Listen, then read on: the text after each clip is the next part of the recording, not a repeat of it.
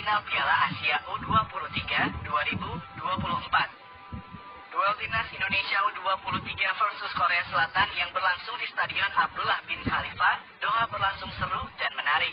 Semenjak peluit kick-off babak pertama, timnas Indonesia U23 asuhan Shin Tae-yong tampil penuh semangat sehingga berhasil menguasai jalannya pertandingan. Timnas Indonesia U23 langsung menggempur pertahanan Korea Selatan di menit-menit awal babak pertama. Hasilnya Garuda berhasil mencetak gol lebih dulu pada menit ke-15 melalui sepakan berkelas Rafael Struijk. Gol itu jadi yang pertama yang berhasil membobol gawang Korea Selatan di ajang Piala Asia U23.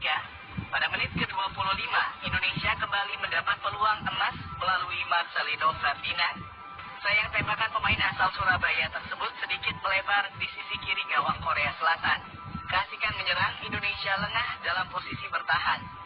Serangan balik dari Korea Selatan membuat barisan pertahanan Indonesia kerepotan dan menghasilkan gol bunuh diri Komang Teguh pada menit ke-45. Namun skor 1-1 untuk kedua tim hanya bertahan 3 menit saja. Sebab Indonesia kembali unggul pada menit ke-45 tambah 3. Lagi-lagi Rafael Struijk yang berhasil mencatatkan namanya di papan skor.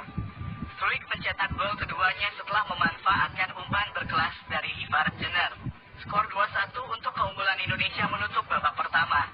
Memasuki babak kedua, permainan kedua tim tidak berubah. Indonesia tetap mendominasi jalannya pertandingan meskipun pelatih Korea Selatan melakukan beberapa pergantian. Di sisi lain, timnas Indonesia semakin menikmati jalannya pertandingan.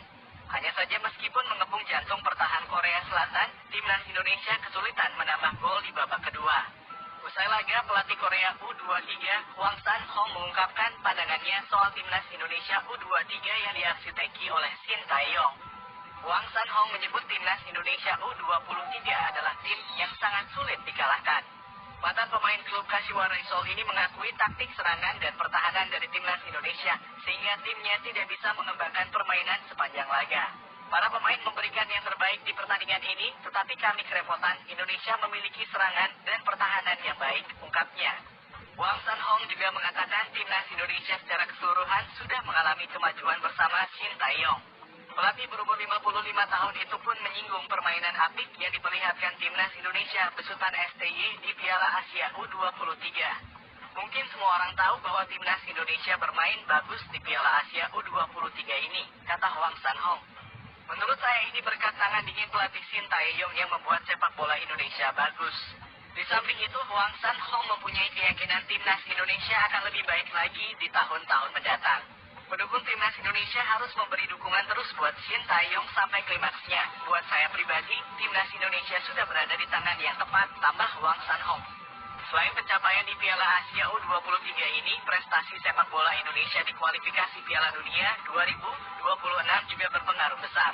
Setidaknya para pemain Indonesia sudah tahu bagaimana bermain di level Asia yang sangat ketat bersama Shin Tae-yong, tutupnya. Sementara itu, hasil laga antara timnas Indonesia U23 versus Korea U23 tidak berpengaruh terhadap keputusan Ketua Umum PSSI Erick Thohir untuk memperpanjang kontrak pelatih timnas Indonesia Shin Tae-yong.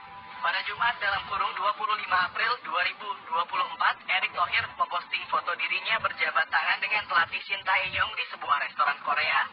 Setelah menikmati makanan khas Korea dan diskusi tentang program timnas Indonesia hingga 2027.